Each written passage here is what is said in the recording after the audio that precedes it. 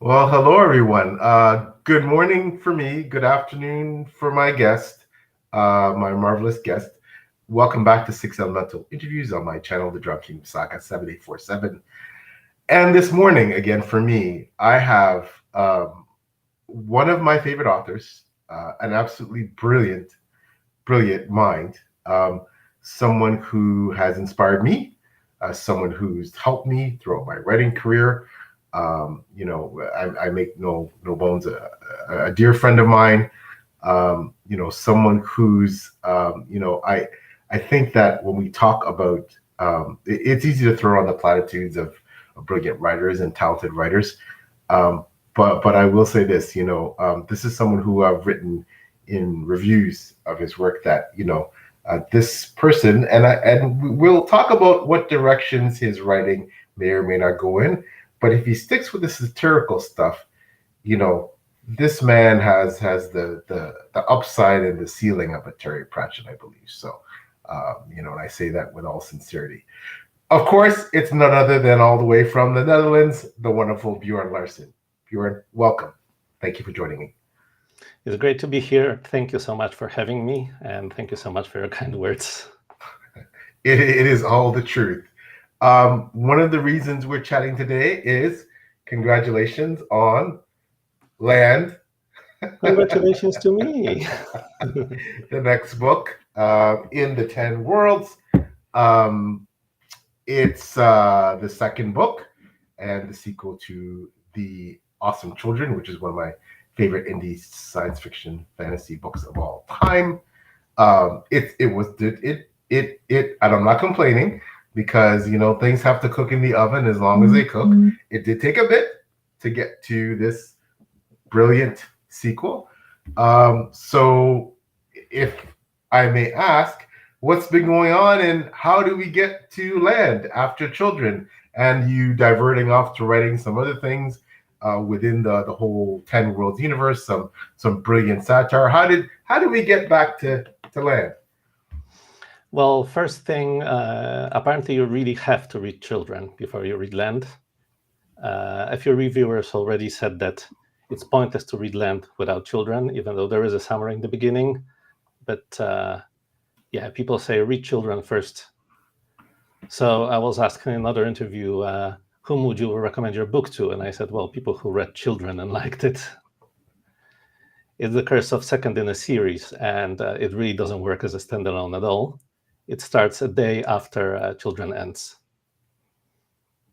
With the same characters, but with a very different direction. So, and I mean, we're going to get into the nitty gritties of the book and the series, but I have to say, and I've written this as well in reviews of your books, and this is absolutely fantastic, by the way. I consider you, and of course, this is in lay terms. I consider you an expert in all things Norse, and if I was going to ask someone about anything to do with Norse mythology, etc., you'd be the first person that I'd ask. Now, how did you become so immersed and with all the history and the research you've done? How did you become so immersed in Norse, and why do you think it is such an enduring popular feature in fantasy? This is for me quite a different question than for most authors, I think, because for me it's the heathen faith. So this is my faith. I'm kind of writing a fanfic with my gods in it. Luckily, they don't seem to mind so far. When I became interested in it, I started reading more about the Northmen and the gods. I started reading the sagas, and I thought those sagas are really character-based. They're not really plot-based. Yes, some of them do go like, there was a troll, and he wanted the mead of poetry, so he killed the guard of the mead of poetry. Bam, that's it.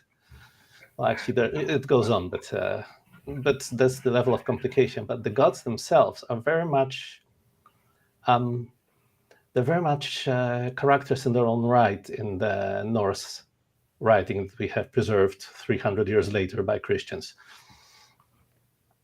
And I thought that they are very interesting. And in the mythology, a lot of the myths actually either contradict each other, or two things would both happen. This has to happen first, and this also has to happen first. And I ask questions. I ask myself a question: why is this happening that way?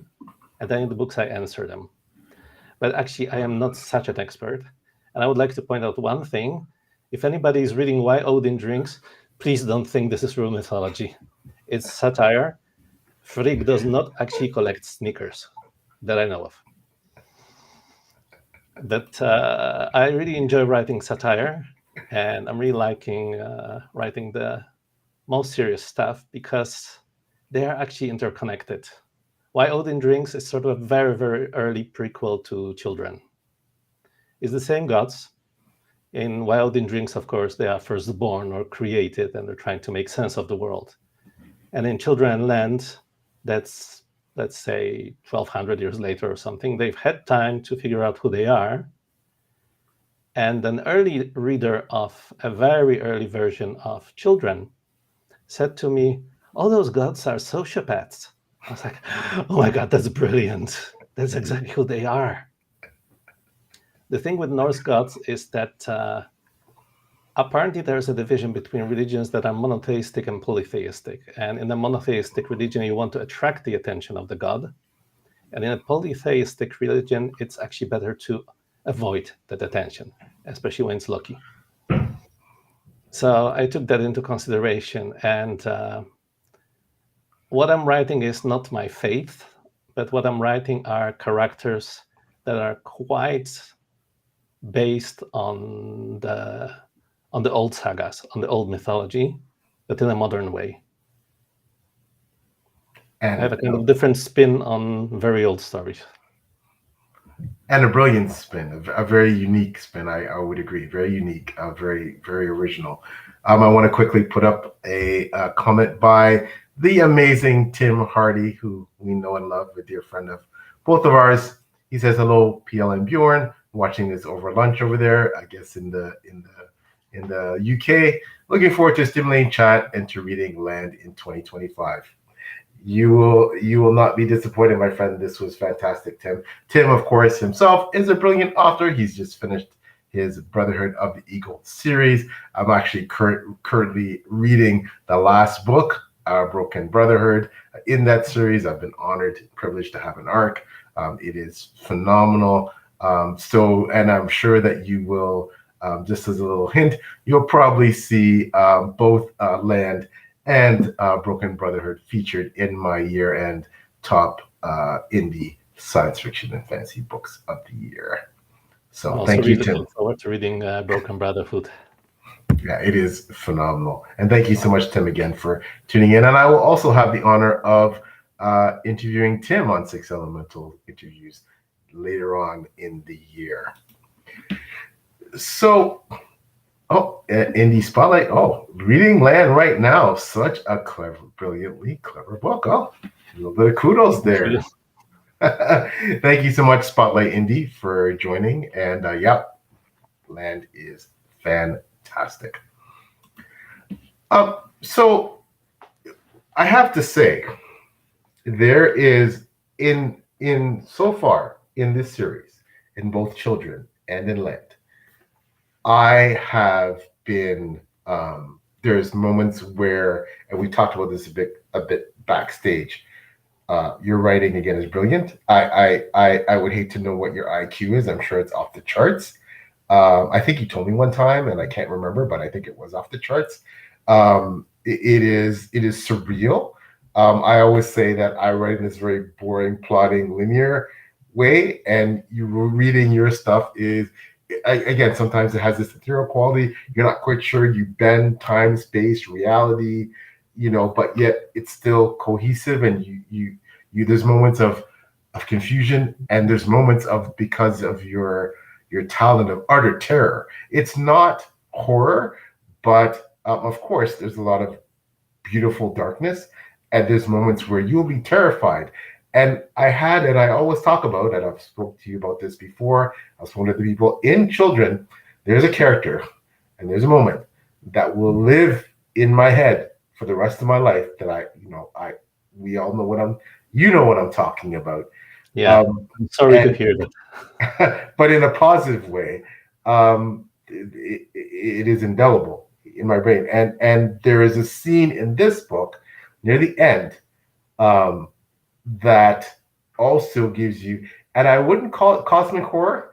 I wouldn't equate it necessarily to cosmic horror, but it is reminiscent of that. How do you capture that? How do you write these scenes that in some ways it makes you feel so squeamish and so unsettled, but you can't look away. You're stuck on the pages, and again, it just resonates with you, and it's just miraculously written. How do you manage to do that? I have absolutely no idea. When I published Children, I thought it's a quite funny book.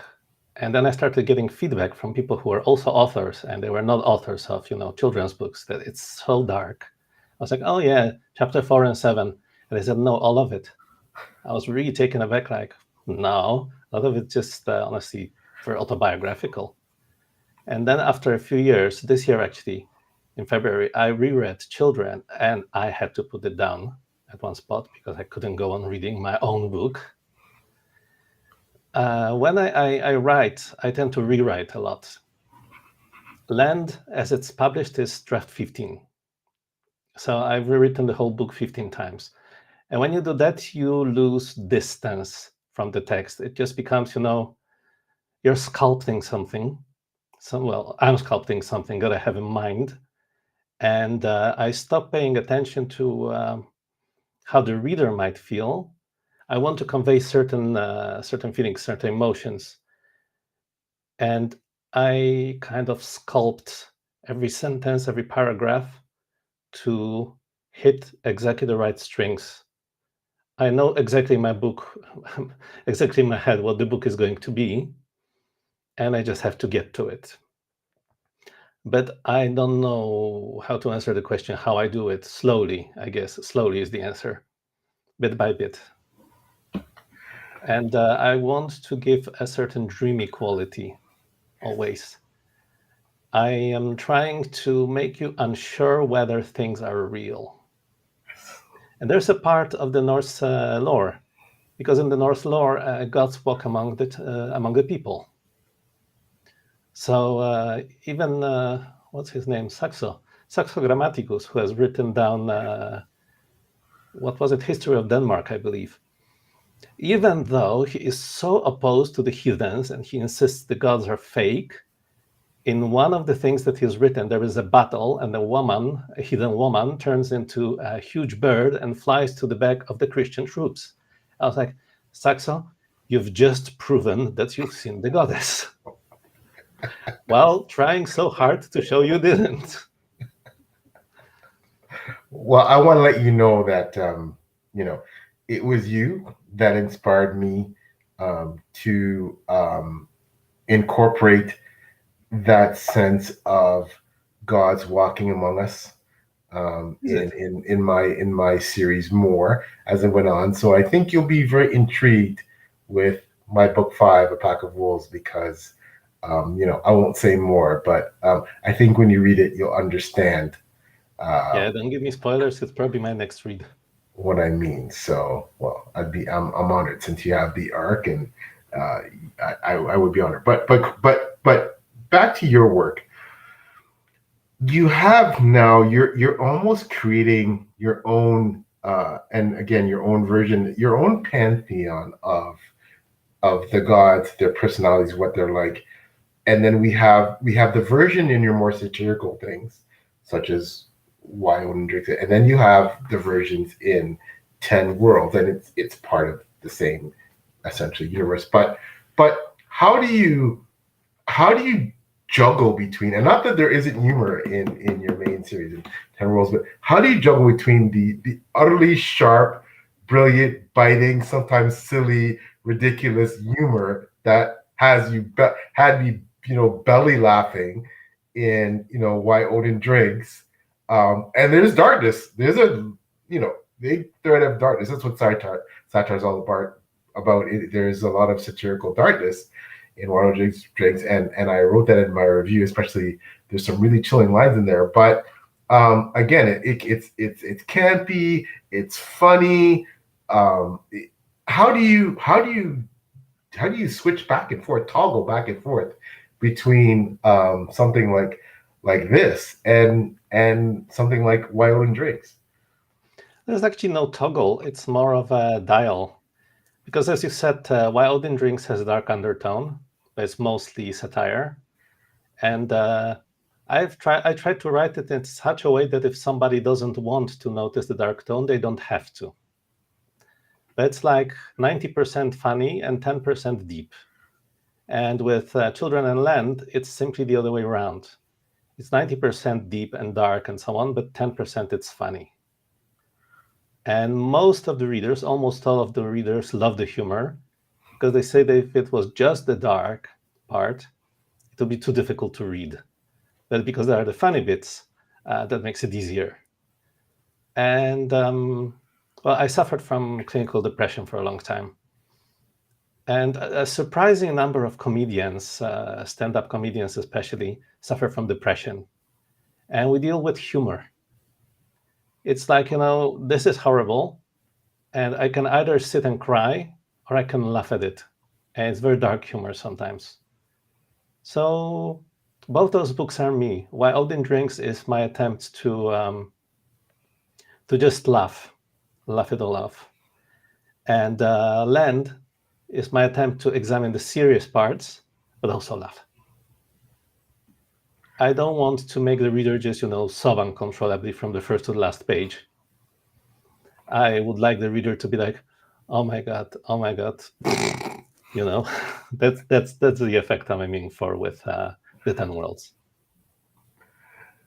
What would you say the main themes are with your series? I mean, as a reader, I can talk about what I see, but you as a writer, what are you trying to convey with this series? And specifically, I want to focus on things such as, and I know they're difficult and challenging subjects, but particularly things such as post-traumatic stress disorder and moving forward and triumphing over tragedy and adversity.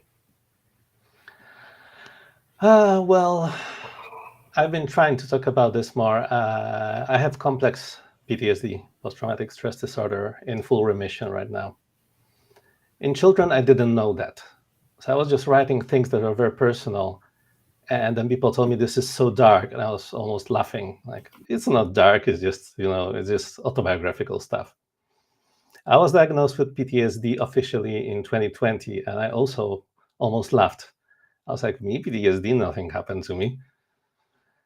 And then later on reread, it was so difficult to read children because by then I knew how, I'm trying not to curse, I curse a lot, how weird my childhood actually was and how not normal it was. So for me, children is like the question, it's before the therapy, and Land is the answer. Because yes, I feel I triumphed over my own pain. And that's what I wanted to show in Land as well. It can be a very sad book. It has this reverse romance thing, which starts like happily for tonight, and then it kind of goes in a not quite romantic direction. But PTSD is very formative. PTSD is the thing that never ends. It's not necessarily just about flashbacks. It's about what you carry on the inside, how you were shaped to see the world. And a lot of people in my books and not in my books cannot get out of this circle. I couldn't get out of it for a very long time until I did. I finished my PTSD therapy on the same day as I finished Land. By accident, but it just was the same day. And I thought I couldn't write this book before finishing the therapy. I just couldn't get it right. because in total I've been working on Land for 4 years. And it started as a very different book. And the plot is the same, but the characters, they're the same, but different. I've learned how to see the light in the dark, and my characters did as well. Well, your characters are exceptionally written, and they're one of the reasons why I love reading your work. I want to speak a bit about some of the characters in your series, some of your main characters, especially Magdi and Maya. And you have been recognized by authors from all over, all different backgrounds, diverse backgrounds, for writing really aptly and adeptly and adroitly portraying characters who are on the spectrum, characters who are asexual, characters who are from the LGBTQIA plus community. You've been nominated for awards in that regard. How do you so authentically and so adeptly portray characters like that? I have to learn about them. This is one of the reasons why I rewrite so many things so many times. I have to get to know the person. I don't want to think about them as characters. So I'm writing book 3 now, and it's, well, if somebody didn't read Land, they have no idea who that is, but it's a book about Thorolf, all of it. And I'm on my 5th rewrite right now, and I'm finally getting to understand who he is, why he is, how he thinks, how he talks. And that's what I do with all the characters. With Magni is the closest to me. I'm also on spectrum. He's on the spectrum, but of course there's no such word at that point, not in what is essentially the 9th century in our 10th world. He doesn't know that, he doesn't understand that, same as I didn't know that and understand it for a very long time. So when I started understanding and learning about myself, I thought, how did I feel before, and how would I feel if I never figured that out? How do I think?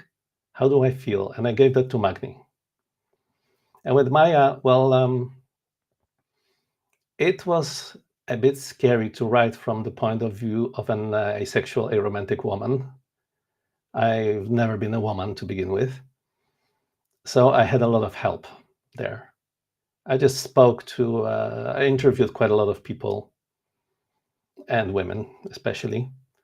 Especially about pregnancy and after pregnancy, I wanted to show that most women are not like Princess Kate, who just, gives birth and then the next day she's standing all fit and waving from her balcony. I wanted to show women for, how do I phrase this?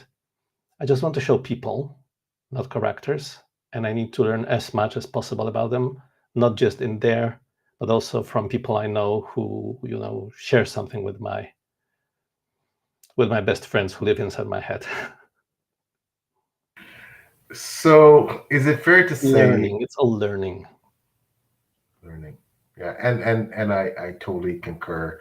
I mean, I think, as you know from, you're one of the people who know me very well and my writing journey and why I write and what I write about, that like you, I'm very a character-driven writer, and it's so much more about the intimacy with which you have with the characters, learning about them, who they are, and just conveying that to everyone else. And it's the authenticity, I think, that is something that people sometimes find, as much as they may enjoy reading it and appreciate, the skill with which you do it, it can be hard to read, right? It can be hard to read, and you don't spare your characters. You don't spare, we talked about this when we first met and became friends. I remember you were one of the people that were always saying, yep, the characters aren't, you're not going to spare them the pain, right? It's part of their journey. And, I love that about your work and the courage with which you write those characters, and you're to be commended for that. So is it safe to assume then that, Magni especially, there's some autobiographical elements to quite a lot, actually. Yes. I started referring to Children and Land as my memoir pretending to be fantasy. Of course, it's not that close, because I've never been a god and I've never used magic to begin with. But I love my characters. And I saw that on Blue Sky literally yesterday. Some authors say that they don't have their beloved characters. They're lying. You can tell which ones they love the most because they're ones who suffer the most. And that's a very interesting supposition that, I think we have, as writers, of course, we feel we have ultimate control over our characters. But you hear so many writers, you and I included, and we talk about this all the time. We talk about this with our writing friends, that characters suddenly demand agency, demand their own. They demand to take their story in a different direction that you didn't intend them for, and suddenly you find yourself creating an entire new plot thread just because that character has insisted that we move the story in that direction. And it's a phenomenon that I know it's hard for people to understand when you don't write this stuff, and I explain it to my friends who don't, and they're like, "What do you mean the character made you do this?" Right? But for those of us who write, we understand now, without giving away any major plot points or plot threads. Have there been times where your characters have essentially made you change almost the entirety of your book and taken a different direction in that manner? That's putting it mildly. Children was supposed to be, all of it, Magni's book. Maya was not supposed to exist as a character. And I had Maya in a book that I binned because it was honestly awful. It was supposed to be my second book, and I just threw it all away. But there was a character called Maya. And when I started writing about Magni, it was like Maya looked at the book and said, "Oh, this is cool. I'll have half of it." So she was not supposed to exist in this book. And then she suddenly moves in, and I know her quirks. I know what she looks like. I know how she would react to certain things. But now I have to, write plot for her. And in Land, my original idea was for Magni to accidentally create communism. I grew up in a communist country. And I've read diaries by the final communist first secretary. And it starts from, this idealistic point of view. And it's like, why don't people understand that we're doing the right thing? We have to shut up the people who don't do the right thing, and then they keep talking. So maybe we should imprison those people. And it kind of goes from, really having the best intentions to still having the best intentions, but, you go further and further in pushing those best intentions. So that's what was supposed to happen. And then Magni just looked at it and said, "I'm not this person. I would never do this." I was like, "But what would you do then?" And Magni's like, "You're the author, you figure it out." It really literally was like this. I couldn't write the book that I was trying to write because it was a wrong book. I think maybe that's something that character-based authors share. Our characters, when we get to know them really well, we cannot tell them to do certain things because we just know that they would not do those things, even though it would be very handy for us because we have the plot, we have the ideas. Well, too bad. The characters have their own plot and their own ideas. And sometimes they tell us, and sometimes they're just like, "Magni, you figure it out, you're the writer." That's an excellent point. Plot contrivances don't work for character-based authors because we have to stay true to the characters. We find ourselves invariably unable to deviate from that. And like you said, sometimes, it would be much easier if we could, but they don't allow us to. I just want to quickly pull up the wonderful John A. Douglas, brilliant author and booktuber himself. Check out John A's channel. Says, "Good morning, gents." John A, as always, thank you so much for tuning in. Great guy, and again, check out his books and his channel.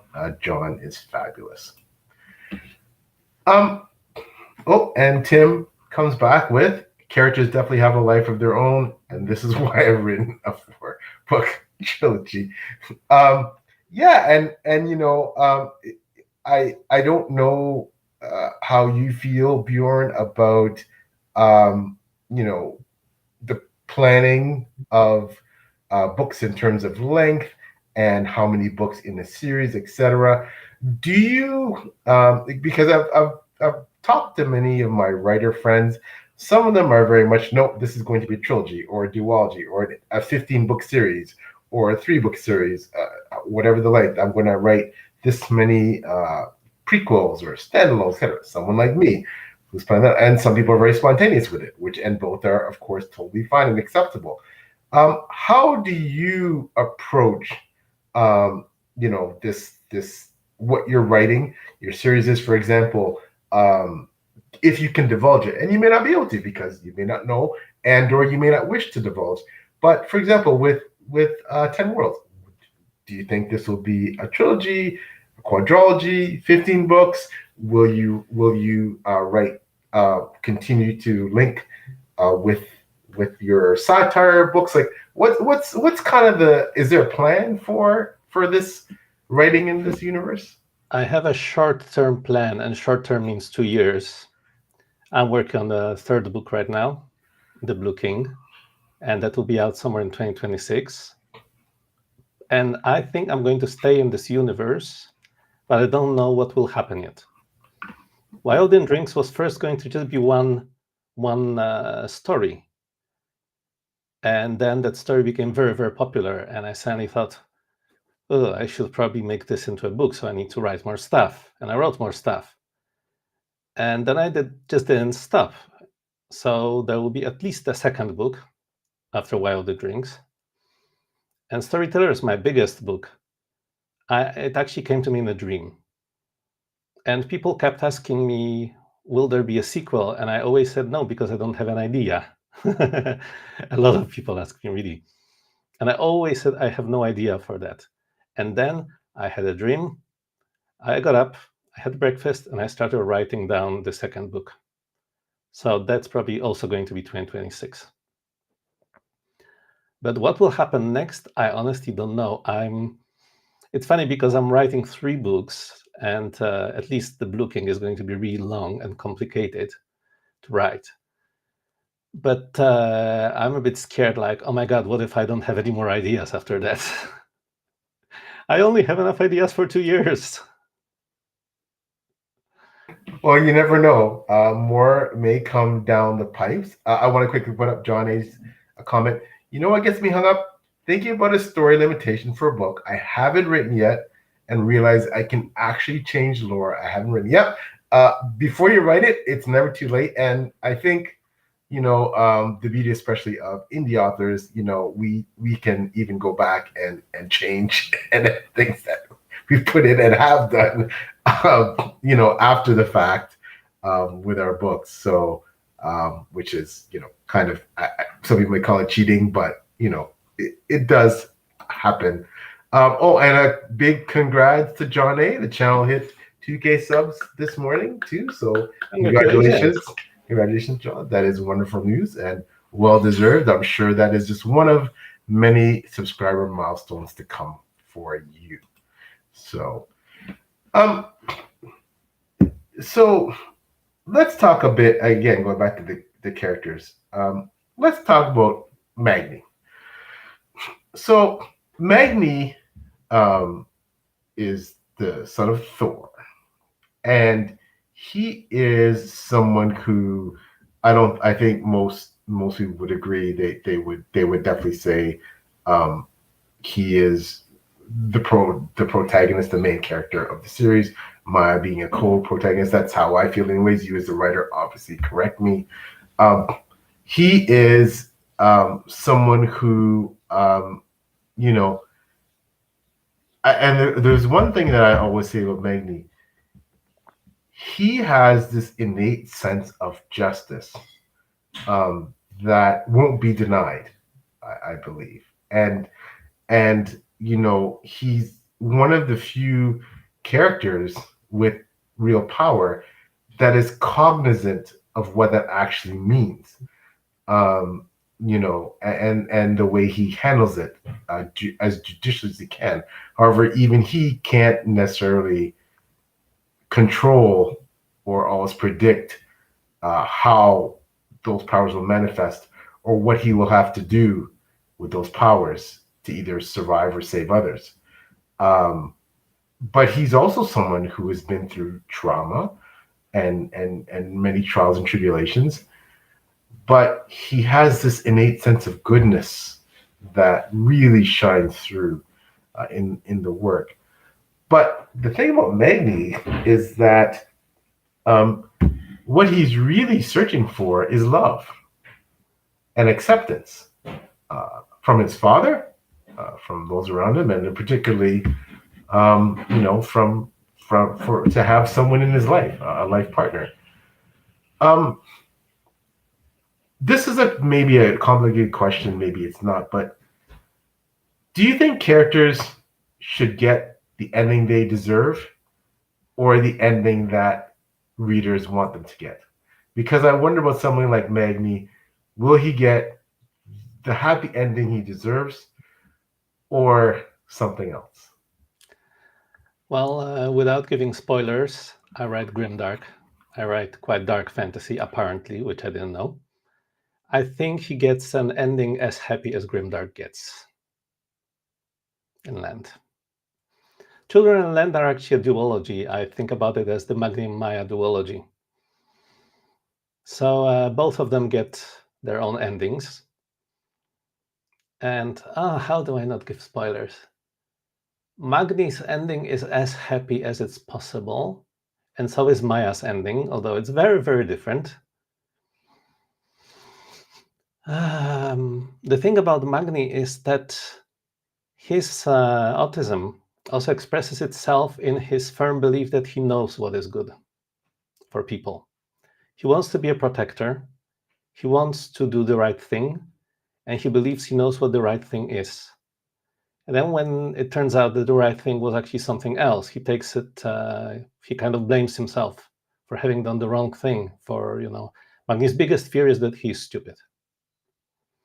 When the truth is actually that the world's 10 of them, are what they are, and people are what they are, and he doesn't understand them.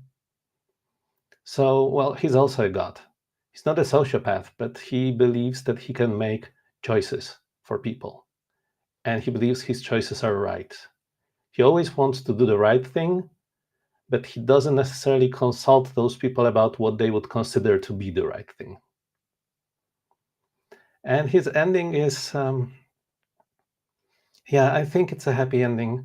It doesn't necessarily come out like that because when I was writing the book, I rewrote it 15 times, and every time I rewrote the ending, I cried every single time, 15 times over my own words. I had to take breaks because it always made me so emotional. I'm getting emotional talking about it. I think it's a happy ending. I think it's as happy as it could have possibly been. What the readers think, I don't know. Well, what did you think? Did you think it was a happy ending? I think it was the ending that, how can I say this? I feel that in life, if you have believe in some divinity or things like that, I think that the ending that we think we want is not always the ending that's best for us. So I think he got the ending that was best for him for a variety of reasons. So too. But again, it was brilliantly written. Quickly from John A. Has to get to work now. Live calls. Have a great stream. Thanks so much, John A. again for stopping. Have a good day. So you're writing The Blue King, you said, which is part of the 10 Worlds and is going to be Thorolf's story. Yeah. So tell us a bit about this character, Thorolf. What's he all about, and why does he deserve his own book? Thorolf demanded his own book. When I started working on Land, I didn't know Thorolf at all. I knew that's not really a spoiler because that happens around page 1. I knew that Thorolf and Magni would love each other, and it would not go well because they're too different. And that was pretty much all I knew at that point. Then I started realizing more things, why they wouldn't fit with each other. So one of the things about Thorolf is that his skin is dark, and he has been a slave at a certain point of his life. So he believes that Magni cannot understand him because Magni is a god, and Thorolf has a certain vision of what a god is, or he imagines that Magni just grew in Ausgard and did nothing but ate Idun's fruit. When I switch to Icelandic accent, I have problems with switching back sometimes. Sorry about that. So, well, that's not the case. They don't understand each other. But Thorolf, I've been told that Thorolf comes out as unlikable in land, which I disagree with. But the more I was working, the more it became obvious to me that Thorolf needs his own book, because he needs to be shown. I wanted to show his whole life. I want to show, again, how he has become who he has become. And that is really complicated, because what John said earlier, that he can change the lore he has not written, well, I have written it already. Because there will be because I'm showing Thorolf's almost entire life, there's a huge overlap with land. So what I have written in land has to stay that way. I call it that it's locked. I cannot change those things yet. So instead I have to show how Thorolf got to this place, and why he does the things he does, and why he says the things he says. And it is really, really, really complicated. In fact, it's so complicated that I might need help enough from someone, maybe, that there will be 2 names on the cover. But we'll talk about it when it happens. So yeah, I might have a co-author. Oh, so you might Also co-author. because, yeah, partly because I don't understand Thorolf as well as I would like to, and partly because some of the things I want to write in the Blue King are I cannot write them. I'm not good at everything. I don't You believe asked that. earlier about characters doing what they want. So I had this idea that, like, this is the period when Harald Fairhair is unifying Norway, battling lots of battles. And I thought I could mention that. And Harald Fairhair, who is known for being quite assertive, just went, yeah, I like this. I'll take half of this book too. And now I have to research the bastard. And there are actually surprisingly few sources that are really to be trusted about this period in the history of, well, Norway, of Scandinavia in general. So now I suddenly have to learn about Vikings, and there will need to be actual battles and actual strategy. And the point of view is of a, well, black-coated slave. So there's a lot of the Blue King that I cannot write on my own because I don't know how to. At least I'm not writing romance, because romance is the hardest genre for me. Really? I try to write romance, but I think I get too deep into the characters. I get too deep into their motivations, and then things start getting dark. And then it kind of stops being very romantic.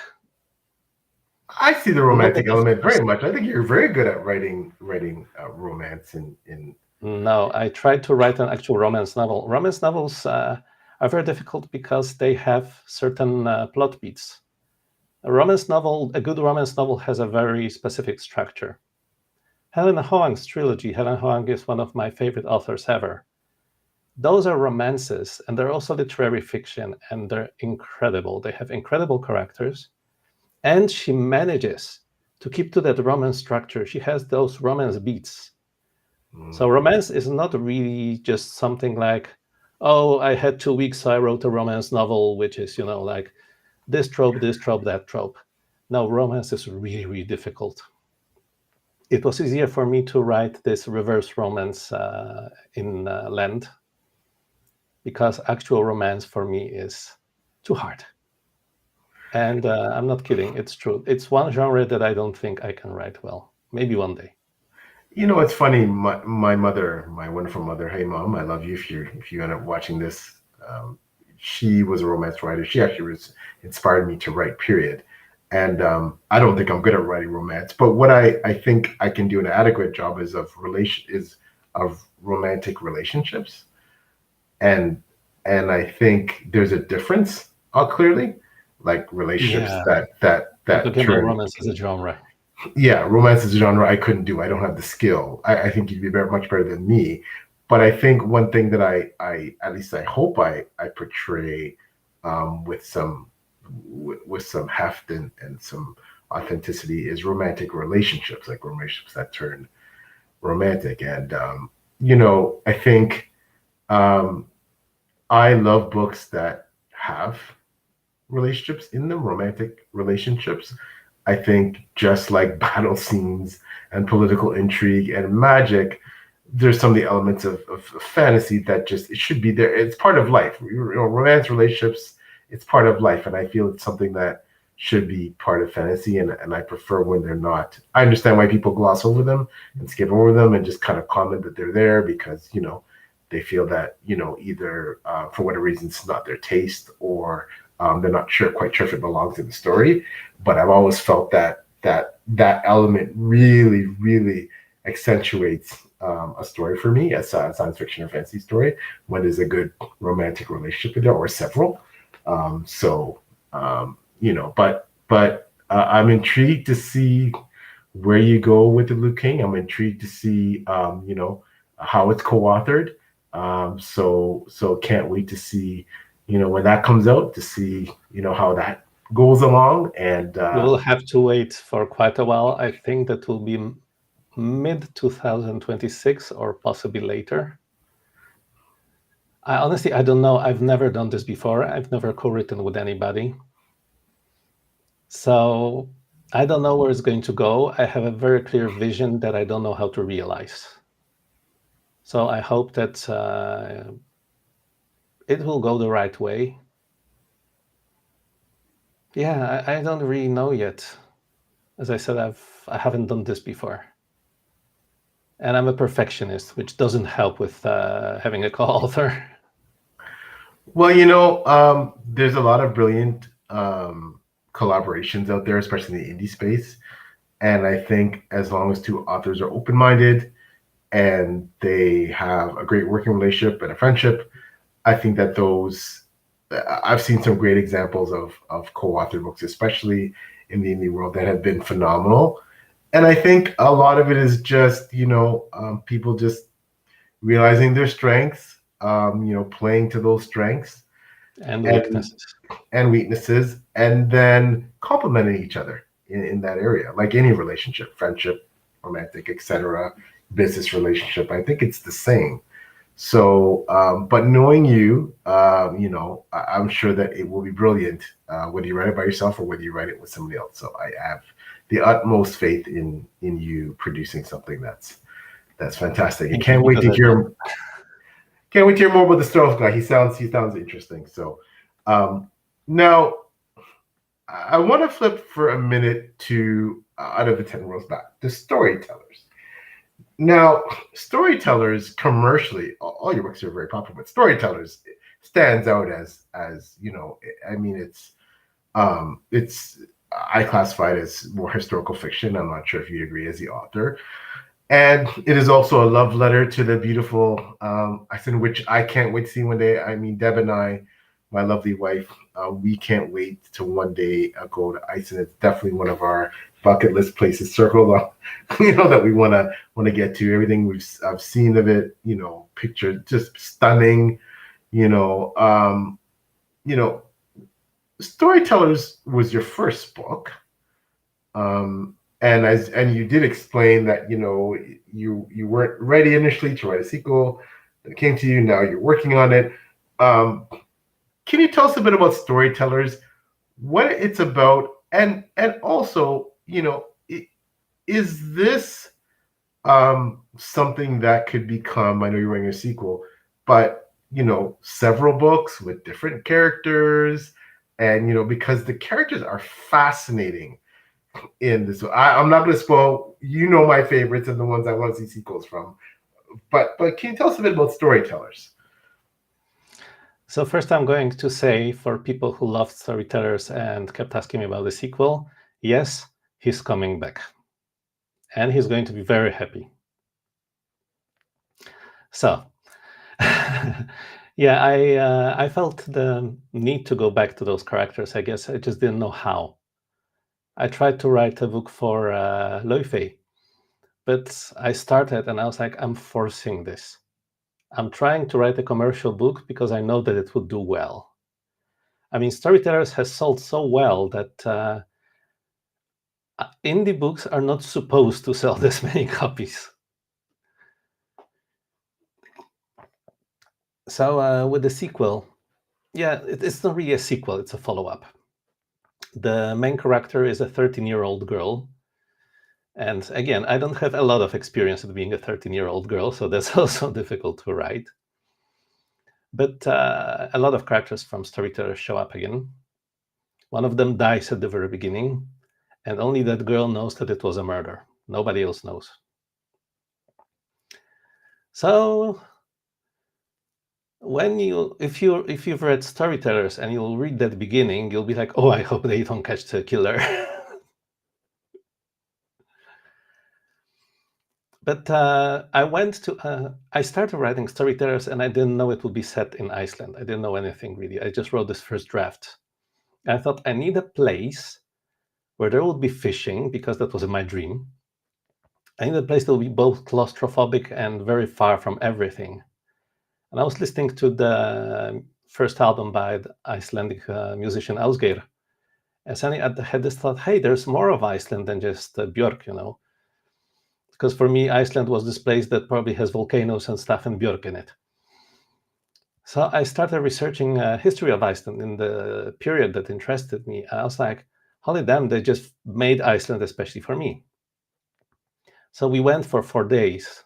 I interviewed a historian there at the Reykjavik Open Air Museum. And we just spent a few days there. And I fell in love. I completely fell in love with Iceland. Later, we went again for a month, because sometimes I have... in Polish, this is called straw fire.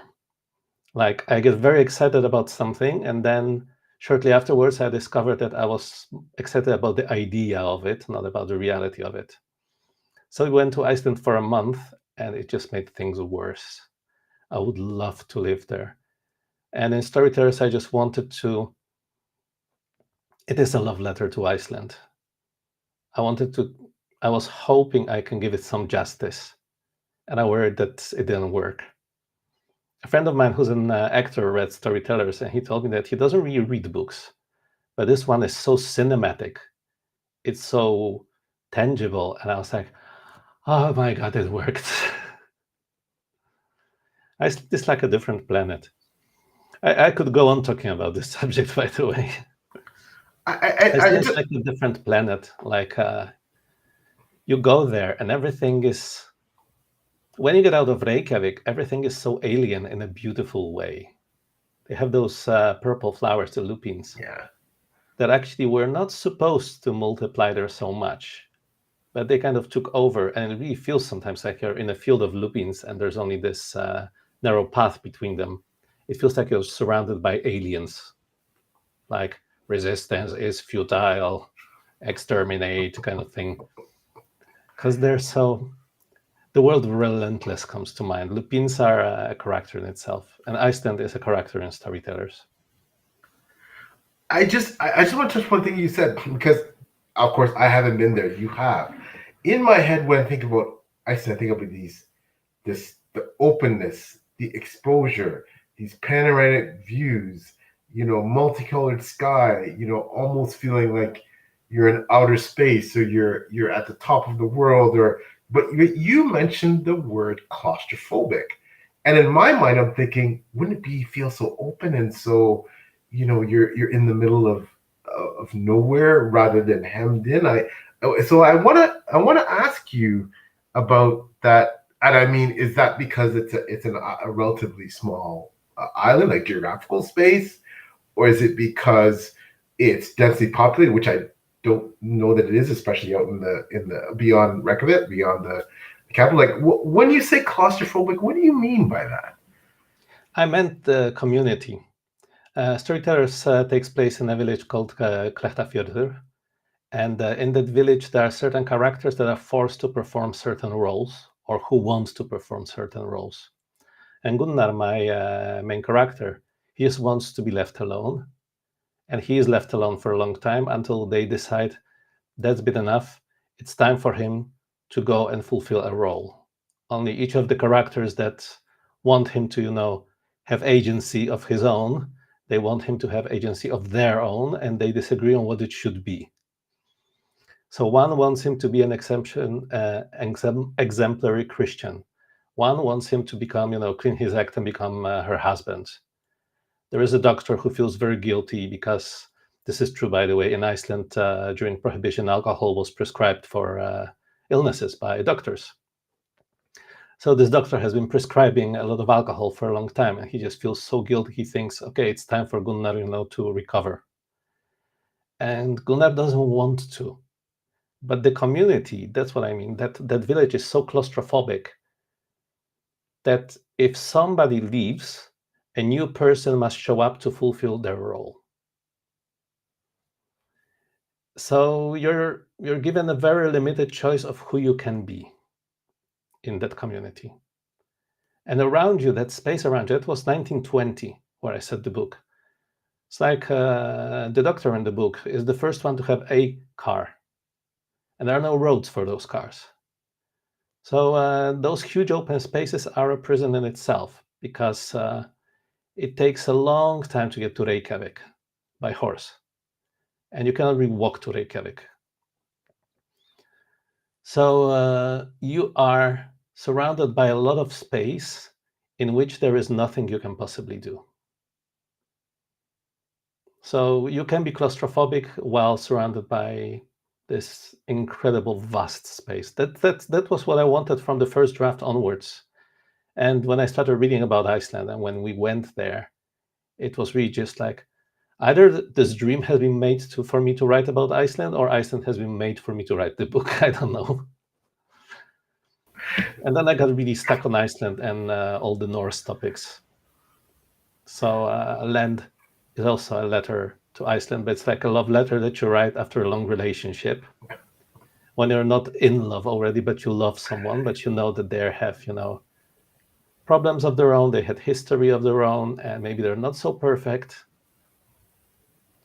And it's also about the hidden folk. The hidden folk of Iceland, or elves, like most people know them. Most Icelanders will not say they exist, but they will also probably not say they don't exist. So I wanted to write about the hidden folk. And the elf in Storytellers is very different from the folk in Land. That's one inconsistency I have, but Storytellers is not part of the Norse series. Well, you, and when I think about storytellers, I think about Wild and Drinks, and when I think about the main 10-word series in Land, including Land, I think about the diversity and just utter range you have with your writing. Something that I think is part of your brilliance that sets you apart. That I think you could honestly, you say I can never write romance. I think you're someone who could write anything in any genre or subgenre. And I think you've proven that already. That and because your books are in some ways so different. That's actually quite stupid of me. And now Land is out, and I finally have a series with 2 books in it. And until now, it was like, oh, I'm glad you liked this book of mine. Well, I have nothing else to offer you that's like that. A friend of mine said, well, Neil Gaiman is like this. And I said, yes, but I'm not Neil Gaiman. Yes. Said, well, yes. There was a time when Neil Gaiman wasn't Neil Gaiman yet either. Exactly. So yeah, of course, dreams are beautiful. But now I finally have 2 books where I can say, if you love children, you will love Land. This is the book for you. And I'm writing a sequel to Wild and Drinks and the follow-up to Storytellers. So in a few years, I'll be able to finally offer something more to people who liked one of my books. But is it not a strength though? I mean, and I always debate this too. Like, as you know, I've written, well, now I've written a short story that is part of the general world of my main series that's coming out in an anthology.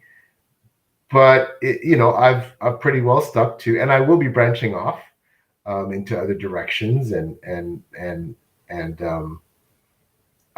writing more short stories set in that universe, and even myself potentially down the road co-authoring with other authors and things like that. But I've stuck with, authoring in the Drowned Kingdom sagas, 4 books, 5th one coming out.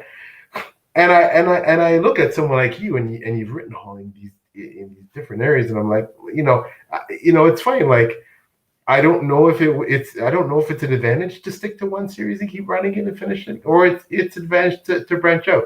But I know authors should be able to do what they want to do. But I don't know commercially which is the better deal. And obviously, we don't write commercially, else we'd be writing something else probably, and probably aspiring to be traditionally published. But and obviously, a lot of self-published indie authors have a lot of commercial success writing all over the place in different subgenres too, and some have success just writing one main series. But do you really think that if you had stuck to just writing only 10 worlds and maybe finishing it, if I know you may not be sure how many books, do you think that would have been better? Do you think you would have been more satisfied if you just stuck to maybe writing storyteller sequels, or No. why didn't you? No, okay. I have ADHD. When I finished Storytellers, I already knew I would be writing children. It was out of question that I wouldn't be writing it. And when I was finishing Children, I thought I already knew what Land would be. And when I was writing Land, I realized I had to write book 3. But in general, from the commercial point of view, it makes the most sense to write a series. Because if people like book 1, they can pick up book 2, and then book 3, and book 4, and soon, in your case, book 5.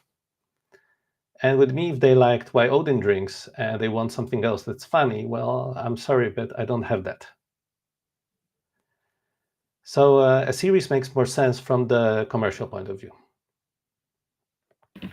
But for me, unfortunately, I write what comes. Why Odin Drinks actually happened by accident because I was really depressed. The world was being really awful.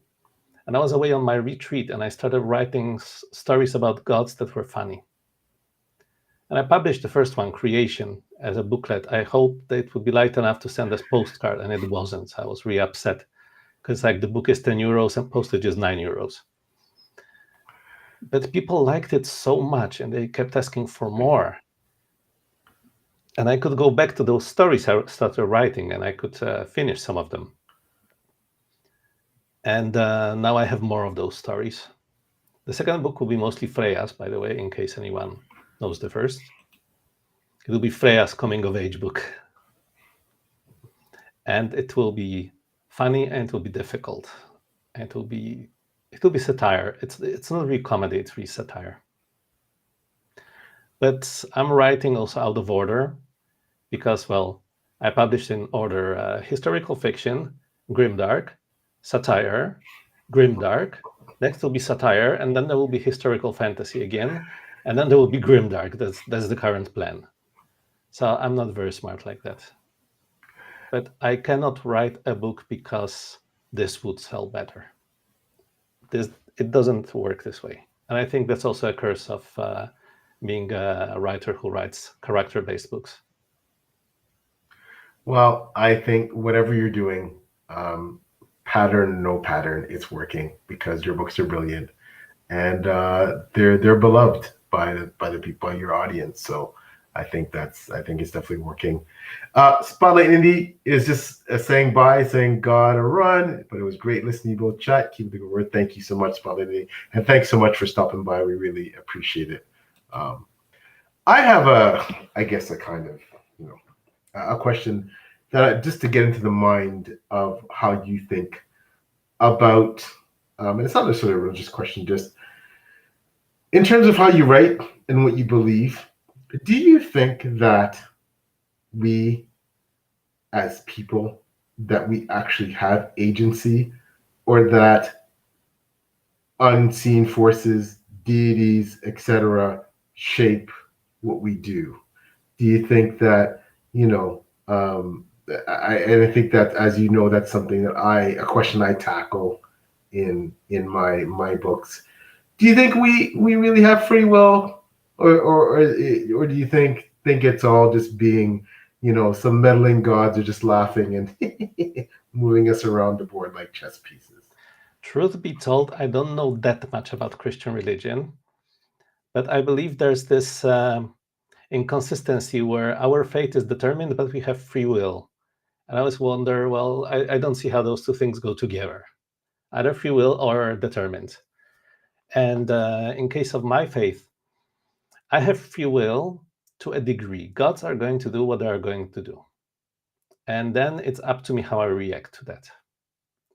I had too many coincidences in my life that were massive coincidences. It's like, of course, from the rational point of view, I studied mathematics. I have a degree in mathematics. In case you wonder what a mathematician looks like, this is what a mathematician looks like. I probably shouldn't believe that those are more than coincidences, but I met my future husband and I went to do my first ever blacksmithing course within 48 hours. And when I met my future husband, I just heard this voice in my head saying, "This is the one." I've had a train wreck after train wreck of a relationship. And I actually decided I was just going to stay single, have fun. I lived in Amsterdam. Amsterdam offers a lot of sorts of fun. And then I meet this man who's also been single for years and he's not looking for a relationship. And I just hear this voice, "This is the one." And I thought much later, when I finally dared to tell him how I felt, that I think the gods got just tired of watching me, how to not use the F word. Well, the F wording everything up around me. You can use it. You know what? You get a kick in the butt and you go there. This is the one. So hold on to him. And then with blacksmithing, 2 days later, again, I thought maybe this is a straw fire. Maybe I'm just imagining I want to do this. And instead, I started doing something that I loved so much. I didn't know I could ever love work of any sort as much as blacksmithing. Then I had a back injury a few years later. And, how do you react to something like this when suddenly you can only sit in one position or lie down on the floor, and that's pretty much all you can do? I could sit on a profile chair with a laptop, and I could have, just doom scrolled or whatever. But I just felt like I've read the entire internet, and I started writing a book. And now I've written 4 books, and I'm working on book 5. And when I send it away, I'm going to work on book 6 and book 7. So my free will was my choice to not get broken, but to find an escape. And that escape was not drugs. It was not drinking to excess. That escape was living in Iceland in my head and then going to visit and discovering how little I knew. Well, we're very grateful that you didn't stay broken and that you kept writing, because we as your readers are grateful for that. And that's just an example of, it doesn't matter how you do it. It just matters that you get there. Yeah. And you've made it, you succeeded, and kudos to you. And that is a testament to your character and the kind of person you are.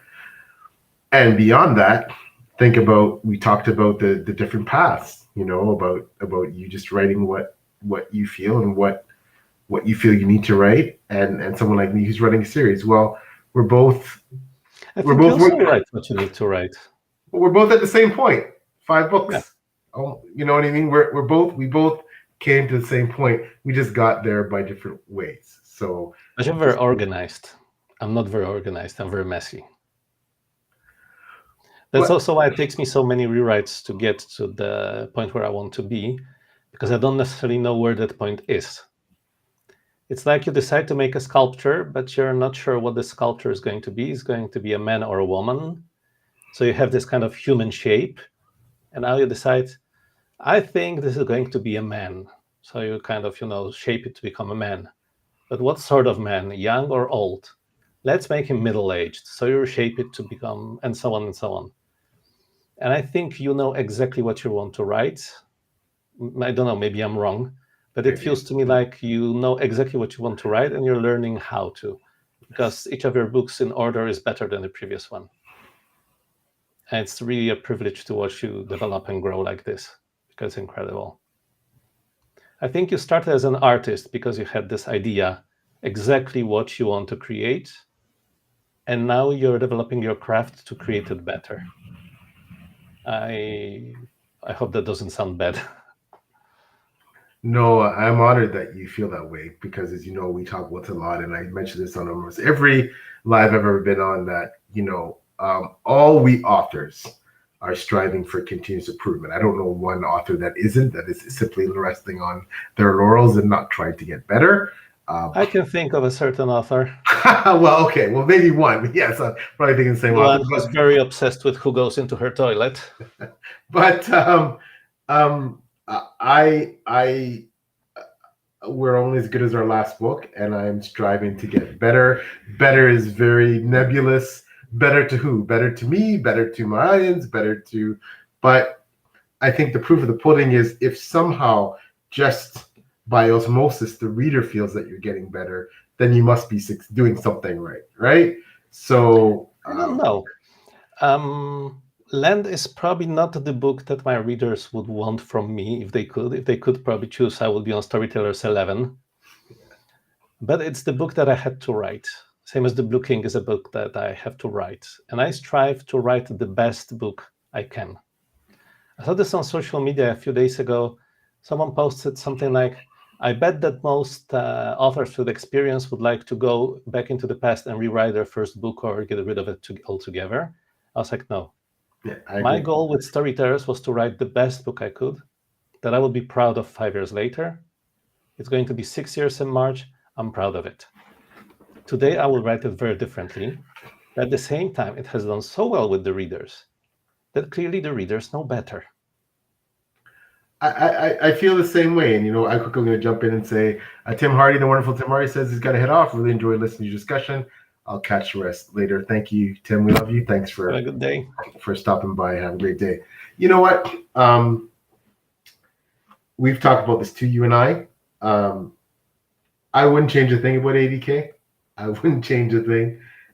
With all of its flaws, with all of it, it is, and it is still at the end of the day the starting point for everything. And when you write, especially a series in the first book, I think if you look back in the first book in this series and I'm no iconic writer, but if you look back in the first book of this series of some iconic writers out there, a lot of people would argue their first book, because they are a new writer, is their weakest. And that's a common thread. Now it's all subjective, of course, right? But also a lot of people argue that the first book is the best because it's flawed in just the right way. Mike Oldfield released Tubular Bells in 1973, and it was recorded mostly at night at the Virgin Studios when he had access to that. And he didn't have that much time, and there wasn't much money. He plays all the instruments by himself. And 30 years later, he re-recorded the album the way he would do it now. And it's perfect, and it's polished, and it's beautiful. And it didn't sell because people didn't want perfection. People wanted to hear those missed notes or the finger sliding over the guitar strings. They didn't want to have this, clarity and perfection. I personally prefer the new version, but almost nobody does. Because they want that human, the errors, kind of, the flaws. Yeah, it's not about sanitizing your first work to make it as good as the book. Like you said, if you wrote it 10 or 15 or 20 years later into your writing career. I think for me, it's so much more about the fact that, in my case, and I'm not sure how you feel about storytellers, you're the one that told me, and so much of the exceptional writing advice I've gotten over the years has come directly from you, of all my friends. And That's funny because I'm trying to not give writing advice. You're the one that warned me from day one. PL, just remember, no matter what happens, your first book is always going to outsell everything else. It doesn't matter how much better your second, third, fourth, fifth, 10th book is. Your first book is, and people are always going to want to go back. In a series, yes. And you specify a series, but you also said that people are always going to want to go back to see what you were like when you started, and if you really have improved. And those words that you said stuck with me, and have proven true, of course, because I always call you my sage veteran. I think that when I look back at storytellers, which I read after I read Children, and I look back at your first book, and I look back at I look in totality, holistically, at all the books that I've read by you, and I've read all your books now to date, that you have improved, but it's harder to map because, like I said, you're so talented in a diverse way that you write all these different subgenres that it's harder for me to chart to say, okay, well, this is Bjorn's 10th satire compared to his first satire, or his third, fourth epic fantasy novel compared to his first. But at the same time, I can say that as a writer, I can see that your brilliance continues to illuminate. That's the only way I can describe it. I can't say if you're. I don't have a graph because you haven't written, just on a straight line with the subgenres. But I can say that the brilliance, your star continues to shine brighter with each book you write. And like I said, Honestly, thank you so much for that. I don't have your talent. I couldn't write in so many subgenres, but I've met very few writers that write as effectively in so many. I'm going to interrupt you here for a moment. I don't necessarily believe in talent. I believe in skill. And that's why I love looking at your books, because your skill just grows immensely. And I believe in drive, because for 39 years, I used to think, well, maybe not when I was 2 years old. So let's say for 30 years, I used to think, oh, I could write a book. It's not difficult at all. I'm just not writing a book, And then after I had my accident, I was 37, I was suddenly chairbound, and I started writing a book. But actually, Storytellers was not my first book. I don't even know if it was the 6th or 7th, because the other ones just didn't keep my own attention. Once I knew what the ending was, I probably stopped writing, or even before that. And sorry, it's getting darker in here. And I thought that if the book doesn't keep my attention, why would it keep the reader's attention? So maybe I had the talent, but it sure didn't show. Like, if I don't want to read that book, then it's probably not very good, even if I am, writing it. And then that second book, after Storytellers, that I binned, it was awful. It was really, really awful, and I'm not overdoing it. But Maya came from it. So it's important in its own way. But that was my biggest mistake. And that is one piece of writing advice I'm going to give. Never believe in your own genius. Once you start believing in your own genius, you're not going to improve anymore. And you're probably going to get worse, because some mostly trad authors, John Grisham comes to mind, they just believe that they are so good, it doesn't matter what they write or say, it's automatically genius. And that's not the case. So imposter syndrome helps in that way, as long as you don't have so much of it that it stops you from writing. Yeah, as long as it's not crippling. And I've also learned through the course, and that's some excellent, very sage, again, advice. I've also learned, too, that sometimes it takes a couple books to realize what your strengths are, and to realize what your weaknesses are, and to realize how to lean into those strengths, and to realize, what your audience is. And, I learned the hard way. I remember thinking that, when I first run training, if I'm going to be known for something, it's going to be my world building, It's something I put a lot of effort into. It's something that I pride myself in. I wasn't thinking I was going to be the best, but I thought that was going to be something that, a strength, and although, yes, I think the world building is still something that my audience of people who like my books comment about, all everybody wants to talk about is my battle scenes. And, I don't think I'm anywhere near the level of like some of the writers that I look up to, some of them now who are close personal friends, like the Jenny Wirtz and the Miles Camerons, etc. Like those people I put on a pedestal when it comes to, the battle scenes. But, you learn eventually, hey, you know what? That's what the people want to see. So now I have to write the book I want to write, but I decided, okay, well, perhaps I can incorporate a bit more of this into the novels to make my readers more satisfied with my work. And that's not a bad thing. But there's that constant struggle, and I'm not sure if you have experienced it, to write the book you want to write and improve your craft continuously, and yet give your audience what they're looking for. Is that something that you've struggled with? I don't know what my audience is looking for. I was shocked when storytellers did so well. I didn't think it was that good, to be honest. I was much more happy with children, and children didn't do as good as storytellers. It did very respectably for an indie book, but, well, storytellers is an outlier, I guess. And when writing Land, I was writing a book I needed to write. I needed to get those specific things out of me.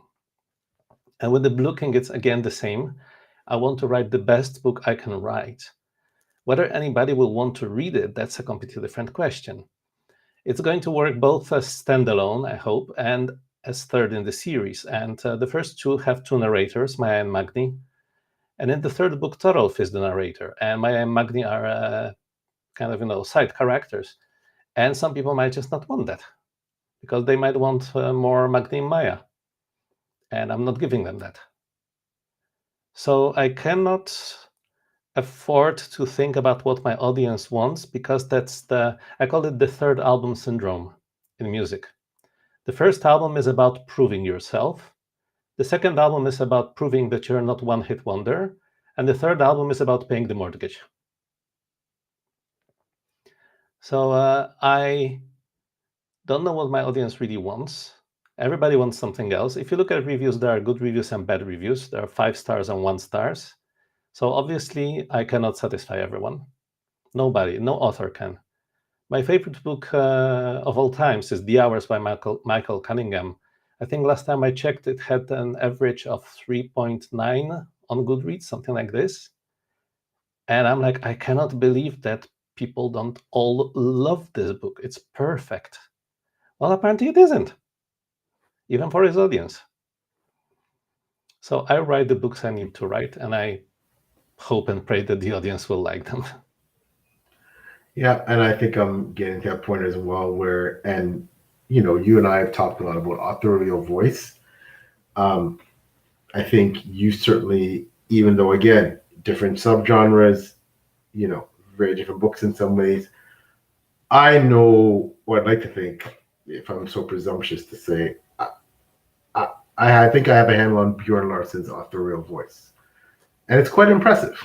And I think that's probably the biggest thing that I'm looking to find for myself as an author, and I think I'm getting there, is that authorial voice. So when someone picks up a P.L. Stewart book, like, that's P.L. Stewart that wrote that, right? That voice. So I think you're in book 4, you are there. I'm going to start on book 5 soon, so I'll find out. Maybe you decided to go somewhere completely different. But I felt that as you continue with the series, I said that earlier, that you get better and better, and that means also finding your voice. Instead of trying to be, like, this genre demands this, your writing becomes like, I need this. I, P.L. Stewart, personally need to write this like that. And yeah, I think finding your voice might actually be about not in not thinking about the audience too much and about the readers and what the readers want, because then you're starting to write books to pay your mortgage, kind of thing. Right to market, yeah. And that's not something I do. I don't think, based on what I write and who I write and what I write about, my books are definitely never into market. My books would never be the subject matter. I don't think a traditional publisher would ever touch it. I remember when I first started writing and when I made the decision to self-publish, reading top traditionally public executives saying, I can't sell a book with an unlikable character. I can't, I can't do that. And that made me decide more than anything else, not just to be indie, but to be resolved to write a book about an unlikable character and prove that someone could like reading about it. And as small as I like reading about it. Well, thank you. I'm honored. That means a lot coming from you. And as small as my audience is, they like reading about it too. And I'm proud of that. And you should be proud of your audience and the people that love your work, because there's a lot of them. But as we wind down, I don't want to keep you. You've been so generous with your time, Bjorn. I so appreciate it. You're just absolutely wonderful as always. I want to give you an opportunity to talk about where to buy your marvelous books, such as Land, where to follow you on the ever-changing and evolving landscape of social media, because I know there's been, for a lot of us, there's been a bit of a shift, in terms of platforms that we may or may not be, more or less present on. We're in a very disruptive period all of a sudden with what's going on with Twitter and Blue Sky, especially. And because of politics, weirdly. I never expected that when I got on Twitter, I never expected it would turn into whatever it is right now. I never expected to want to be on any other social network, because honestly, I got everything out of Twitter. But now I'm digressing. You can find my social media at bjornlarssen.com/sm. Not that SM, social media SM. Although it can be quite painful there sometimes. So I update my links when they change. And I'm not always on everything. So sometimes I remove links there. And the easiest way to buy my books is actually to go to bjornlarssen.com. There are links to everything. Every book page has links to, where to buy it. They're available in all ebook stores. I'm not Amazon exclusive. And they're in Waterstones, Bookshop, Amazon, and wherever else you want it, you can order my books. And here's a plea, something I say a lot. If you can get my book out of the library, please order my book from the library. I get very nice royalties from this. More people get to read the book, so everyone wins. If someone cannot afford books, please order them from the library. That's an excellent point. And I apologize, because that's why we're going to have you back, because we didn't even get into the whole blogging sphere, because you do much more in the writing space than even just write, as brilliant a writer as you are. You're also a fabulous reviewer. Can you talk a bit about quickly where you are in the reviewing space?